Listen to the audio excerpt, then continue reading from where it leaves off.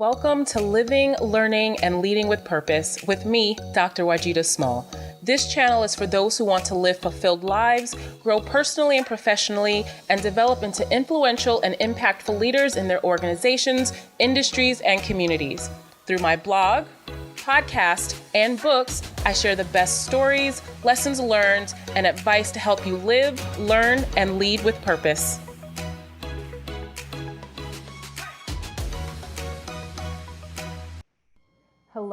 Hello, and welcome back to another episode of the Leading with Purpose podcast with me, Dr. Wajida Small.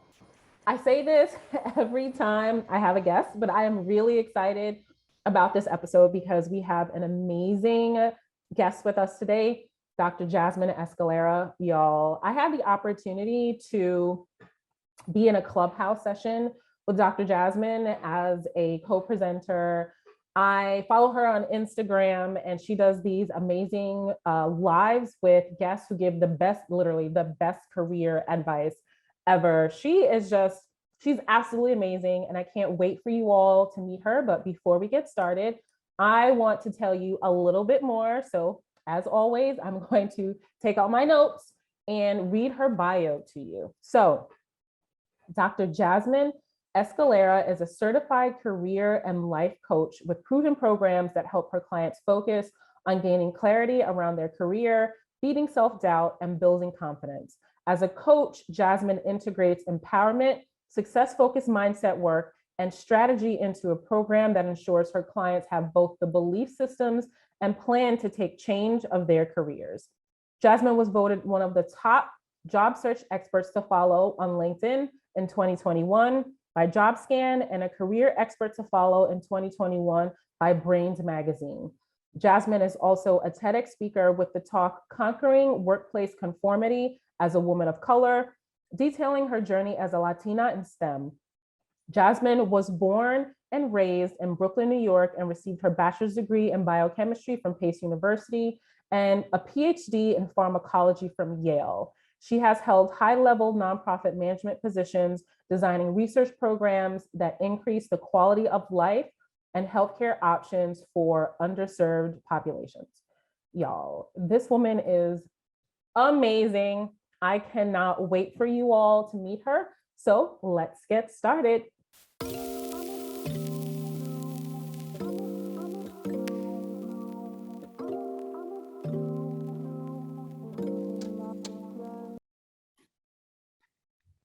So, like I said, I am super excited for our guest today, Dr. Jasmine. Thank you again for joining me on the Leading with Purpose podcast.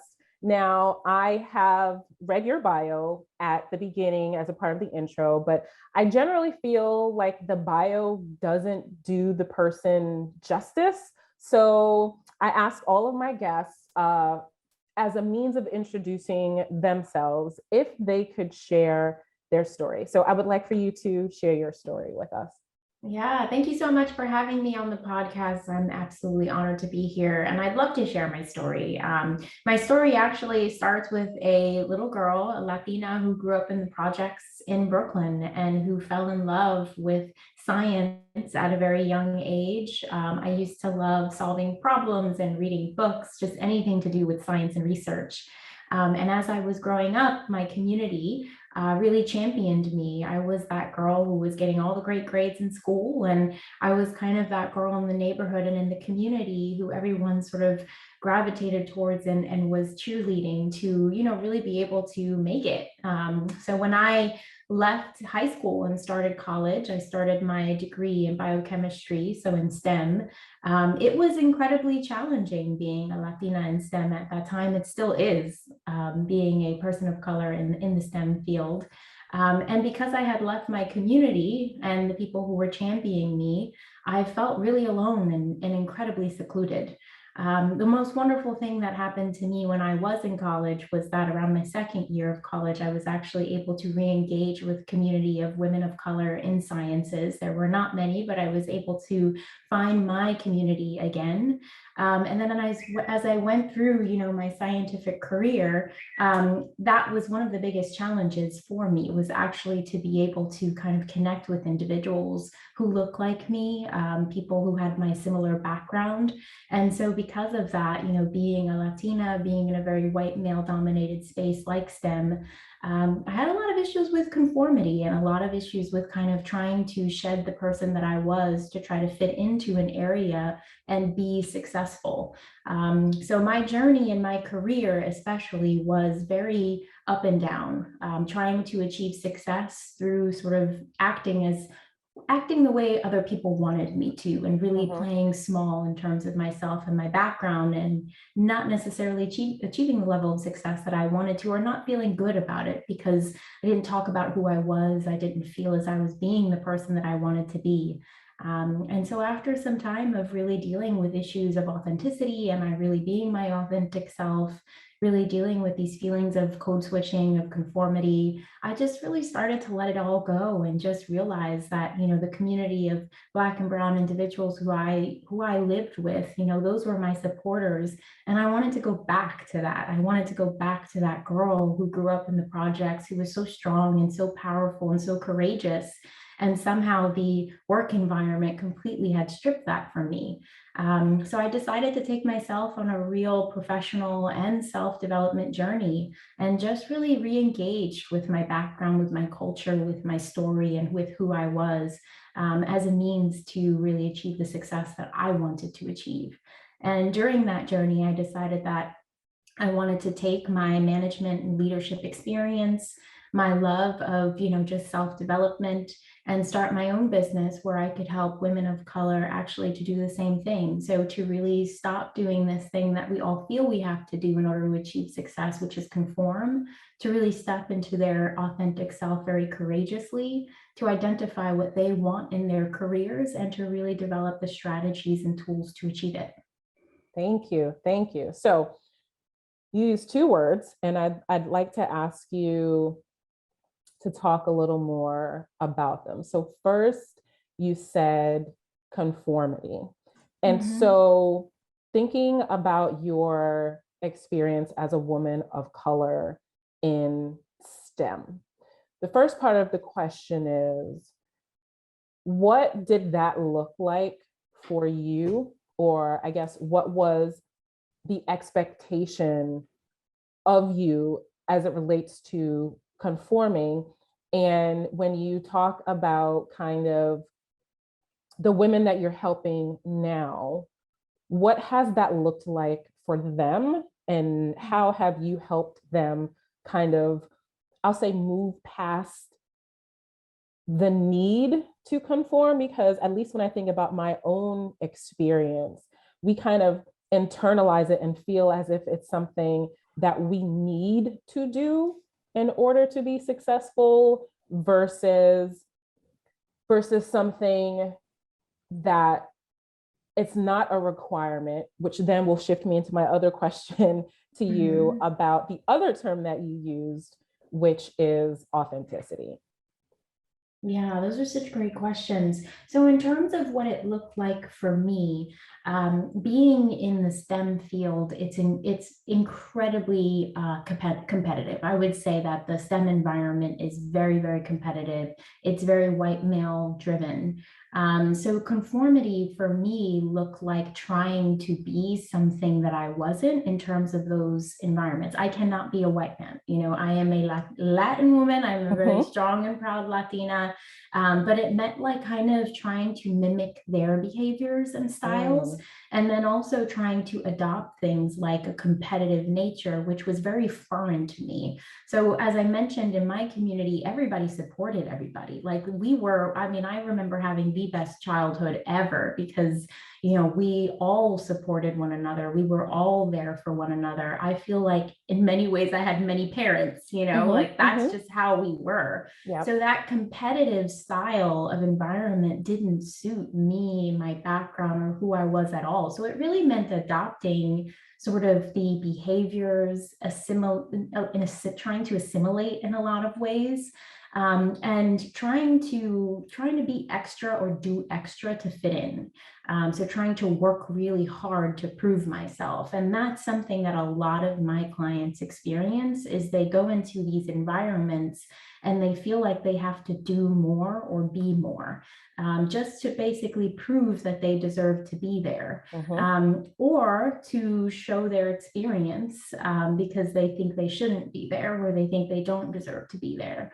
So it's those feelings of I have to do more, I have to be more, I have to adopt a personality or behaviors that don't really go with who I am and don't really service me because they actually go against my upbringing and my culture.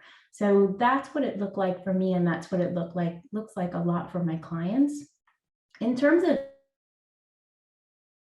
helping them get past that and get through it, it's really about understanding your story. So I had to reclaim my identity in order for me to start to feel comfortable being in the environments that I was in. So I remember there was a very long time where I didn't want to tell people that I grew up in the projects because no one around me had grown up in the projects. They would never understand what that meant. And in fact, when someone actually had found out that I grew up in the projects, they started to use it against me. So I got started to be called ghetto, and they started to see me in a completely different way. Like somehow now my behaviors meant like, oh, that's because she grew up in the projects. So things about me that I thought were like unique and beautiful and made me a strong individual were being utilized against me. So, there was a long time that I did not talk about my past. I did not talk about my experiences. I wanted to, look a certain way. I wanted to wear certain clothes just so that I could try to fit in. And so really embracing my story again, reclaiming that identity and recognizing the power that it brought me was the first step to doing it. And it's one of the first things I like to do with my clients is reconnect them back to those experiences as a way to both reclaim their strength, but then also to understand some of the challenges. One of the most interesting conversations that I always have with my clients is this recognition and realization of, you grew up a certain way. And because of that, that's one of the major reasons why you don't fit in the workplace, because the workplace wasn't built for you. It wasn't built for you to succeed. That doesn't mean that you can't learn to play the game and you can't learn to make it, but recognizing that at first is really a powerful thing when you start to realize, like, I don't know that I'll ever fit in because it's not actually meant for me to do that, but you can still be successful. Absolutely. Thank you. So and I think all of us as women of color have had this experience. And, as you're talking, I'm thinking of all of the ways that I either changed myself, thought I needed to change myself in order to conform to a particular environment, and having these feelings of disappointment that, okay, I'm doing all the things that I'm told I should do. The code switching. You talked about growing up in the projects. Even telling people that I was from the Bronx was like, let alone telling them that I grew up in the projects. I was just like, yeah, I'm from the Bronx. And it's just kind of like, oh, okay. And it's kind of like, and thinking about all of those things and then feeling disappointment where it's kind of like, okay, fine, I'm speaking your language, right? Behaving the way that you think I should behave, which is my general behavior anyway. Just how I conduct myself, how I speak. And then it's just kind of like, okay, and I think one thing that I did, and I don't even want to say I toned myself down, but I've always just been a very kind of fact-based speaker. Because at the end of the day, you can't dispute the truth. The truth is the truth. So you can't say that I'm being too emotional, which I've been And I think all of us have been called too emotional or anything like that if I speak the facts, but it's just kind of like, I'm speaking the truth to you. And then it's kind of like, oh, you need to be nicer. So I started to make those changes, if you will, kind of tone it down. And then it was kind of like, all right, I've done all these things, but nothing has changed. Yeah. You're not treating me differently or anything like that. And I want to go to what you talked about being authentic. And I can't say that there was any one trigger for me, but one day it was just kind of like, I am just, you know what? This is me. This is who I am. You're going to get it. If you don't like it, I guess I came to a realization that however you felt about me had nothing to do with me, because you don't know me personally. We're not friends. We've never engaged in any kind of relation. So for you to make a personal judgment on me as an individual, on my character, when I have not been out of character, is more of a projection of your insecurities on me versus me having an issue or being a problem. And it's just kind of like, you know what? Here's me. I just, you take it or leave it. And to my surprise, they took it. And it was just kind of like, maybe I should have just been myself the whole entire time. Yeah. Yeah. Because that's so beautiful. I love that. I really do. I love that story because it's very similar to mine. Yeah. And so what I found was, and it may not be the experience for everyone else, but at least what I found in my experience was showing up as me. And I can understand, we all have to be strategic and adjust to environments and just, all of those things. But I found that folks respected me far more than they had. And I think part of that is because when I made the decision to fully accept myself, to allow my full self to be expressed in every environment, I reclaimed, and I'll say reclaimed, the power that, one, I thought I didn't have, and two, that I thought was stripped away. So if you can, and I know that was my long way of getting to my point now, but if you could share more about, one, kind of like what was the moment for you where you said, I know who I am, I love who I am, I'm going to be who I am in every space that I am. And some of the challenges that some of your clients have faced, and the advice that you have given them, or how you've helped them work through getting to that point where authenticity is just kind of like the thing, the one thing that we don't or shouldn't compromise. Yeah. I loved hearing your story so deeply because it resonated so much with me because and it leads to your question as well.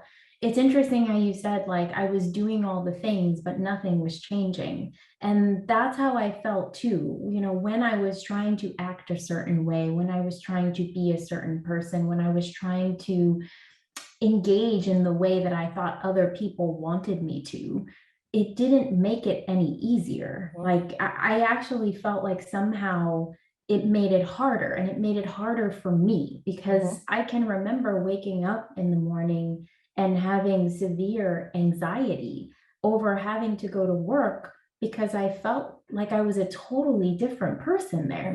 I felt like outside of work, I was this fun, vivacious, energetic, outgoing, confident person. And then I would go to work and I was like, I would doubt myself so much that I wouldn't even speak up, that I wouldn't say anything. I would sit in meetings in the corner, hoping that nobody would even see me. That was me. Yeah, it was the complete and utter opposite of who Mhm, I was as a woman, as a Latina. Like it didn't make sense.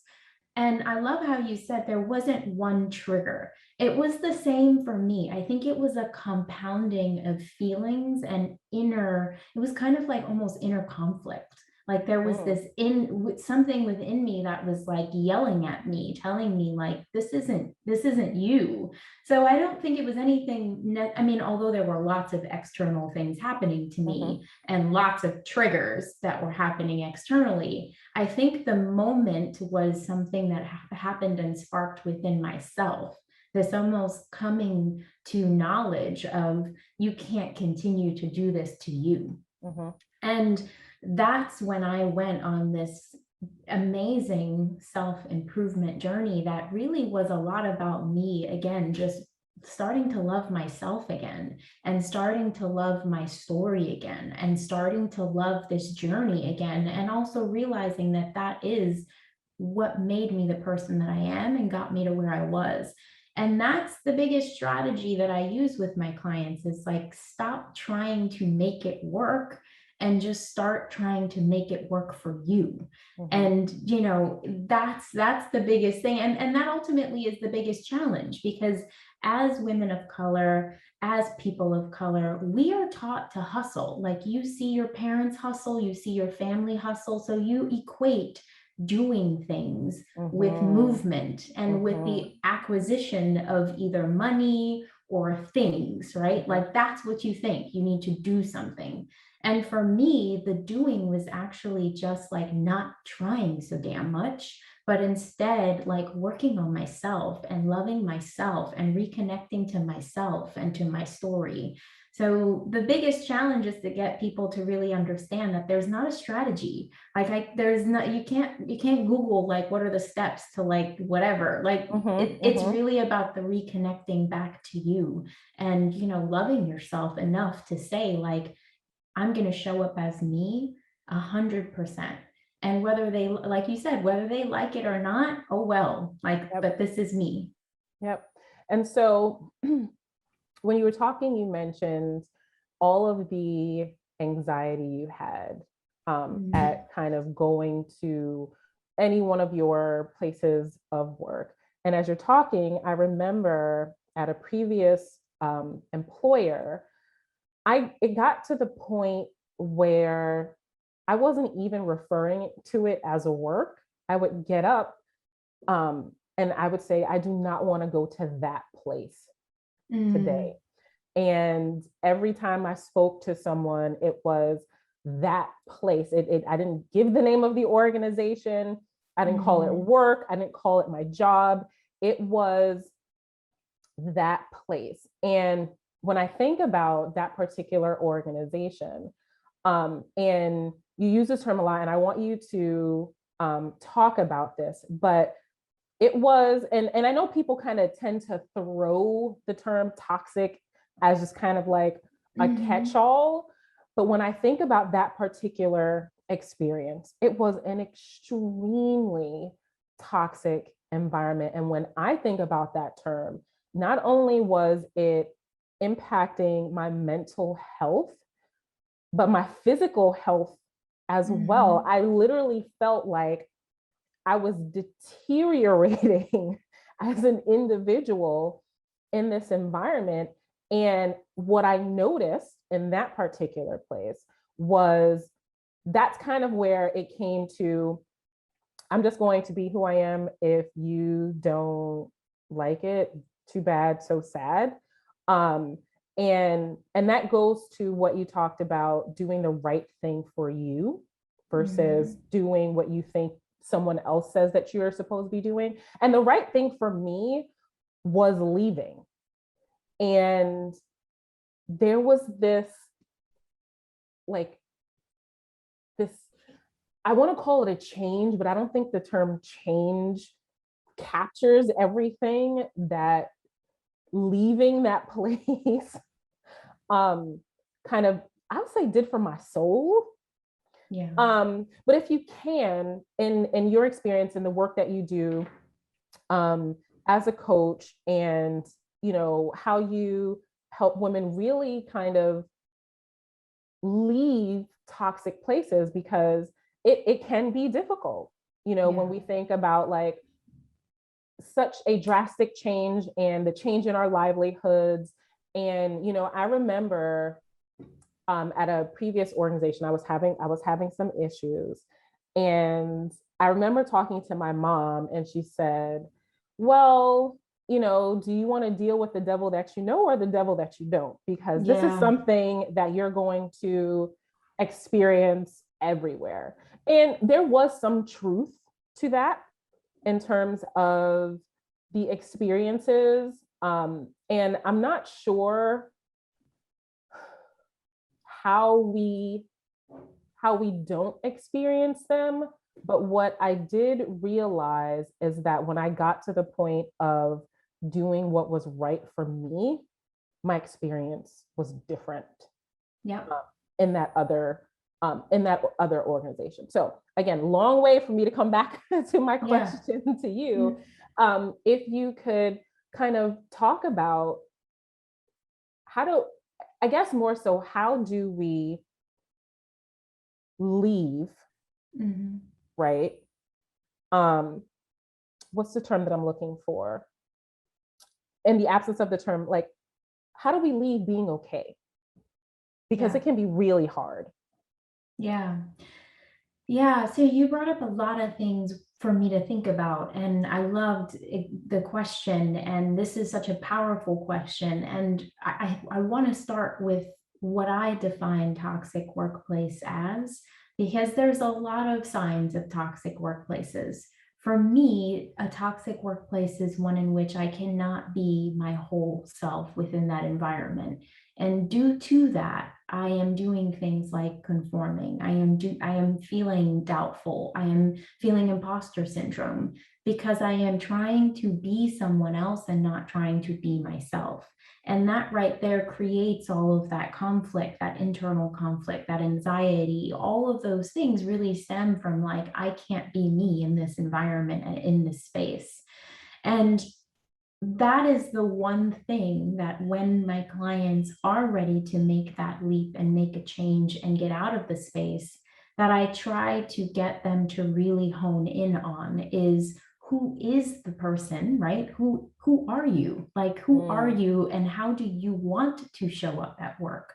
Like, who would be that strong, confident, powerful woman that you define her as? And how does she want to show up at work? And what does she need to be successful at doing that? So what are the types of environments she needs? Who's the type of people she needs to work with? What are the things that the company has to provide for her in order to thrive, not survive, not just make it? And so when my clients are ready to make that transition, that's the core focus of it, is what is it that you feel you need to be your best and whole and most authentic self in the workplace, and then to create sort of the backbone of your job search being to focus on those things. So typically the women that I work with, they enjoy the work that they do. It really is the environmental component that is triggering them to, have certain experiences that are in many regards incredibly traumatic. So it's about, healing that as well, but then also thinking about what is it that you need to be your most confident, authentic, and whole self in the workplace, and creating the job search that focuses on you being able to obtain those things. Now, you mentioned something that so many of my clients say, which is, I don't want to leave the devil that I know for something that could inevitably be worse. But if you focus on finding the things that you know you need to be successful, and like you said, once you changed your mindset, things just ultimately just did get better. So if you focus on that shift and change of mindset, and you focus on the fact that I am going to very strategically go into this looking for what I know I need, then it will be better. I always tell my clients, I wish I could wave a magic wand and tell you that tomorrow every single job environment everywhere will accept you. But we will have challenges and we will face those challenges. But when you work for an organization who cares about your growth, who listens, and who actually creates the spaces for you to talk about your experiences, and who not only creates the spaces, but actively wants to help in the change, it will be different. It will ultimately be different. So I really, when you say leaving, it's never my decision for my clients to leave. It's a, there's so many things that go into that decision. When they're ready to, it's about a very strong, purposeful focus on who they want to be in this space, and then focusing on finding the right environments that match that. Thank you. There was a lot there. And so if you could touch a little on imposter syndrome. I think we have an idea of what that is, but I don't think a lot of us recognizes when it shows up and the impact that it has on us and how we actually show up in the spaces. And so, yeah, if you could talk about that, because I'm just, as you're talking, I'm thinking, you talk about too the environment. And I think a lot of us don't recognize that our environment plays a huge role in the way in which we think about ourselves and what we're capable of doing and achieving in any specific organization. Yeah, I love this conversation about imposter syndrome and the environment, because that has a huge impact on how you see yourself, right? The environment you're plucked into is going to have a huge impact on how you see yourself. And imposter syndrome is really that. Imposter syndrome is high achieving individuals basically thinking that they're frauds, thinking that they don't deserve to be there, they don't belong. And the impact of that is massive, and it's different. So you can have individuals who feel like they have to work harder to really be able to prove that they actually do belong there. So you have people who do the overachieving, the overworking, the putting in more. And the way that that really impacts you is you're not being selective with the work that you should be doing, the work that's actually going to progress you and move you forward. You're just doing work. Like you just want to prove so badly that you deserve to be there that you're just in it and you're just doing it. So imposter syndrome and that feeling of a fraud just triggers so many different things. Self-doubt, it triggers even procrastination, perfectionism. There's so many different ways that it can trigger you. And that's the thing about imposter syndrome is I believe it's both internal and external. So you have externally this environment that is probably very different than the environment that you grew up in. Like for me, I was in a very white dominated space, white male dominated space, very different from mine. So I didn't feel like I deserved to be there anyway, because it was almost just kind of like these people have completely different backgrounds. They went to completely different schools. I went to, New York City Department of Education. Like here are these people like who went to, private schools and had different styles of education than I did. So there are definitely the external components here. There's also things like microaggression, bias, straight up racism that you probably experience in the workplace that can also trigger things like imposter syndrome.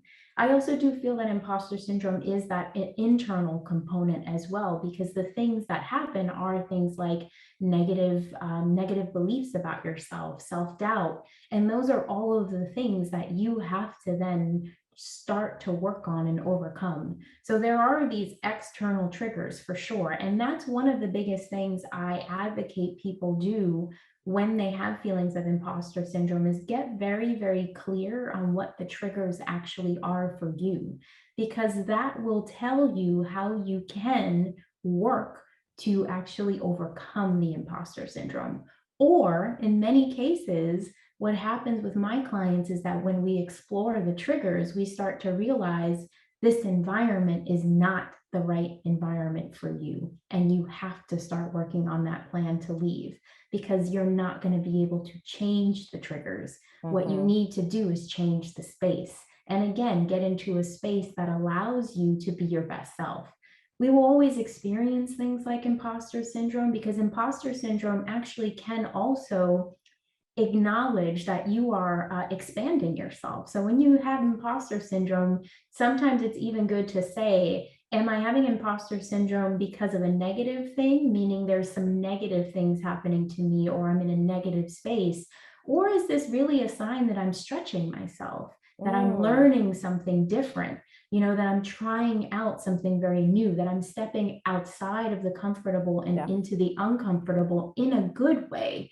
So imposter syndrome, it's such an interesting thing, because I think we are coining it as being something very negative, but there is that component of it that you will experience imposter syndrome even when you yourself are stretching your limits, but that could be a great thing for you. Wow. Thank you. I personally have always seen it as the negative.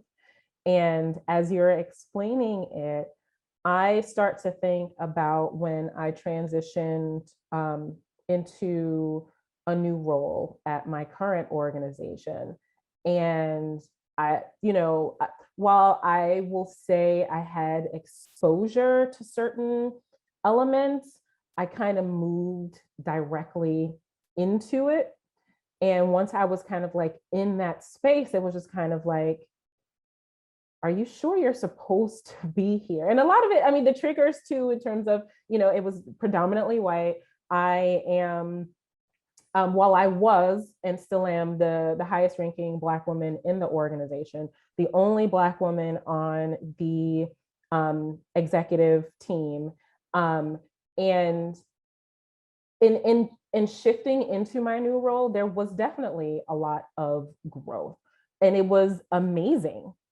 But it was just kind of like, are you sure you're supposed to be in this role? Like, are you even actually qualified? But then it was just kind of like, girl, you've been doing this for 20 some odd years. You're clearly, I literally got a PhD in the field in which I am working. So from an educational perspective, I kind of know most of the things I'm supposed to know in order to be successful. I've been doing it for so long and have so much experience. Clearly, someone else thought that I was capable, because otherwise they wouldn't have said, hey, do you want this opportunity? But I think it was me not looking at it from the perspective of an opportunity as a position, as a place for me to grow and expand. And the imposter syndrome that came with that versus, and then I would go back and forth, like, why do you feel like you don't belong here? And trying to figure out kind of if there was an external trigger. And in some cases there were, but then in a lot of other cases, it's growth. And I think the other thing was an added level of exposure, which increased a level of vulnerability. And it was just kind of like, hold up, like lots more people see me now. Yeah. Like, are they going to, see the fraud? But it's just kind of like, in actuality, the only person that was seeing me as a fraud was myself. Yeah. So it's really great that you explained it that way, because I think, at least for me, it will add an extra layer of self-reflection to really go a lot deeper than I think some of the surface reflection that I had been doing, and not really looking at the internal, but just focusing on the external environment. Yeah, and it's so interesting, because when I was listening to you tell your story, I heard positive things being the triggers. Like you had more visibility, more exposure. There was a growth opportunity, and it was the way you saw that positive thing that was starting to trigger the imposter syndrome, which is why I say both that imposter syndrome can be triggered during those positive states. So it can signal that you're doing something good, but also why I say that it's internal too. So yes, there are the external triggers, but there are the internal ones as well, because you were internally like the triggers were coming up in terms of how you felt about yourself. So yeah, that's the same experience that so many of my clients have. In fact, imposter syndrome, I feel like creeps up its ugly head the most when you are stretching yourself, like a new job, right? How many times have we all thought like, oh my God, now I have to like do the thing. It's like, but you were hired because you know how to do the thing. Yeah, It's exactly. yeah, it can very much be triggered during those times where you are doing something really good for yourself. Absolutely. Thank you. So, the final thing that I would like to touch on, and you talked about this being one of the things that you work with your clients, is really having or really focusing, I think you said a purposeful focus. And from purpose has become, I'll say, the guide for me, really knowing what it is that I am called to do, finding and when I talk about purpose, sometimes when you think about that, like I give the example, like I don't think I was called to be the head of human resources. Most folks don't. That's not really a calling, if you will, right? I see that as my head work, something that I enjoy doing, but I find purpose in, this having platforms to share the stories of women of color, giving them advice, lessons learned, helping us grow from every perspective. And I find ways in which I can do that in every space that I'm in. And when I looked at needing to leave a previous organization to move into the organization in which I am now, purpose played a really important role, because the organization that I work for now, there's so much more personal alignment in terms of the values that the organization puts forth and my own personal values and my ability to work in my purpose, whether small or large, where I didn't have that opportunity in other places. And so when I thought about moving, it was, at least for me, where is the place, or what is the role, or kind of what kind of job can I do, if you will, that will allow me to focus on my purpose. And having had the opportunity to do that, despite some, I'll say, early challenges, which really had a lot to do with some of the people versus the overall organizational environment, um, this is actually one of the best roles I have ever had in my entire career, because I'm able to focus on purpose, and wherein it may not necessarily be a part of every single aspect of every single day. I'm in a space where I'm able to find bits and pieces of it enough for me to be fulfilled in my work and in my role. Yeah.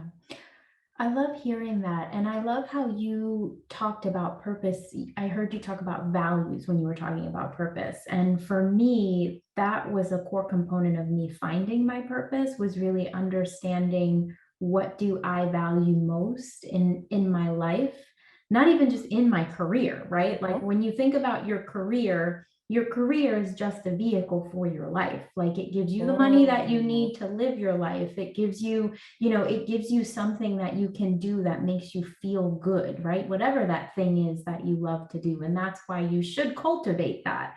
But it is a vehicle for your life. And when you talked about values, I had to think about my values outside of my career in order for me to connect to my purpose within my career. So what I valued was very similar to you. I value community. I value uplifting women. I value helping women feel more empowered. I value inspiring. I value motivating. So those were the things that I then had to figure out how to translate into my career to feel more inspired by my own job, my own 9 to 5. And that didn't happen right away, right? Like that was a journey. And so when we talk about purpose and finding purpose-filled careers, I also want to acknowledge and let everyone know that it's okay if you don't have it in this moment. Finding purpose is a journey in itself. And so there are tools and things that you can do, like understanding your values. What to the core is very important to you as a person? What brings you joy? What brings you happiness? What brings you fulfillment?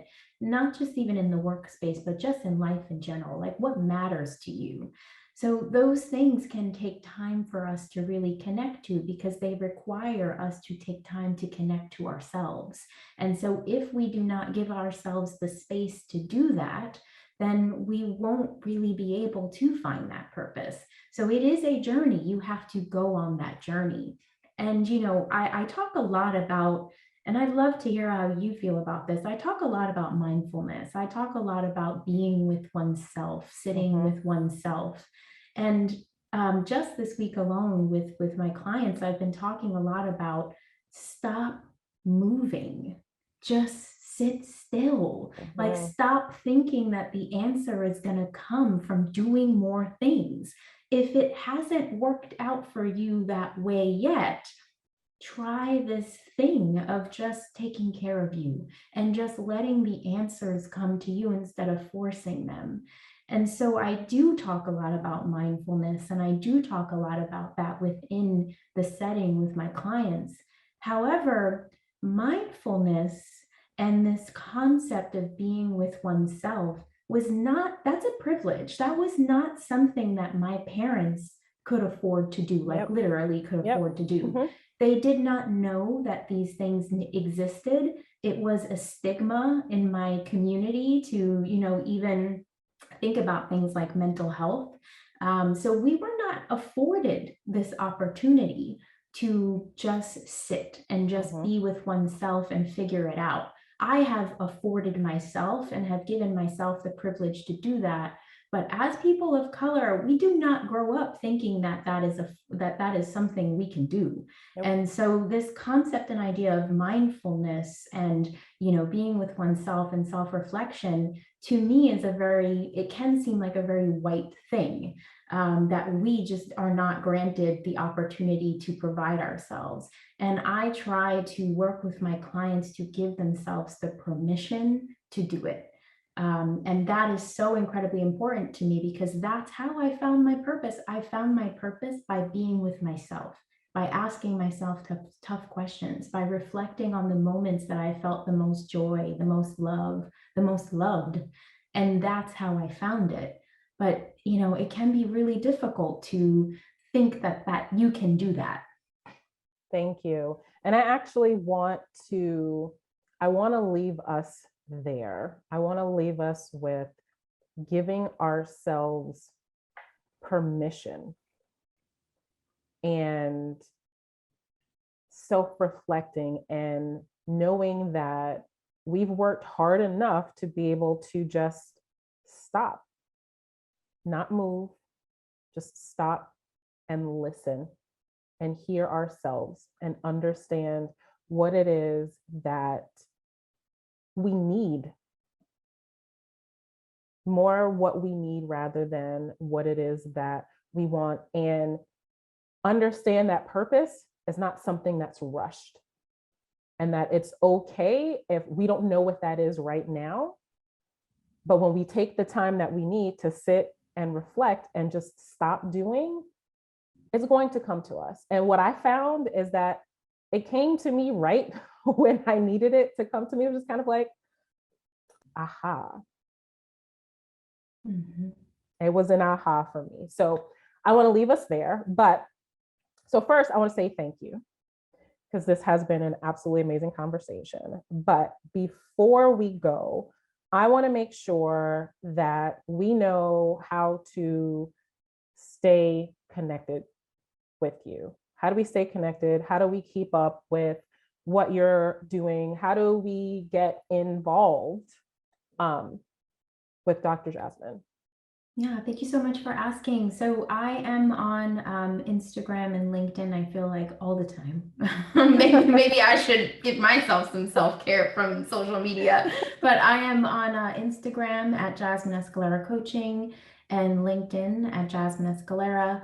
And I also have a wonderful group coaching program for women of color that'll be enrolling in a few weeks again. And we focus there on these kinds of conversations and on really help these women, these amazing women, to make their next career move with confidence and, find that purpose that they're looking for. Perfect. Thank you so much again, Dr. Jasmine. And thank you all for listening to another episode of the Leading with Purpose podcast. And I will catch you next time. Bye.